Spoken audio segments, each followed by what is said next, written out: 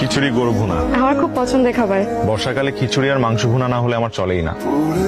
আমি যাই, আজটাই আমার টিউশন আছে। এ কি এত তাড়াতাড়ি চলে যাবেন? চলেন ওইদিকে পুকুর পাড়টা একটু বসি। বটতলায় বসবো আরেকদিন। হাতে এত কম সময় নিয়ে আসার কি দরকার ছিল? এরপর থেকে সময় নিয়ে আসবো। গত 3 দিন বৃষ্টির কারণে টিউশনে যেতে পারিনি। আজকে যদি না যাই শেষ। সঙ্গে ছাতা নিয়ে আসেন নাই কেন? এটা নিন। Thank you. তবে এই ছাতা আর চাবি এই দুটো জিনিস নিয়ে আমি পারি না। কখন কোথায় ফেলে আসি ঠিক নেই। আলাপ হতা আলাপ হলা, হ্যাঁ বলতেই পারো। তবে আমি আগে থেকে বলে রাখলাম, এই ছাতা হারিয়ে গেলে আমি কিন্তু ফেরত দিতে পারবো না। হারাবেন না, আমার বিশ্বাস এই ছাতাটা আপনি হারাবেন না। কি ব্যাপার হামিদা, আমি ওয়াশরুম থেকে আইসা পারলাম না, তুই এর মধ্যে খাবার খাওয়া শুরু করে দিছিস। সমস্যা কি তোর? কোনো সমস্যা নাই, কিন্তু এটা কি দিচ্ছে? দিছে একজন। তার মানে মাসুক ভাইয়া। চুপ, একটা থাপ্পড় দিব তোরা।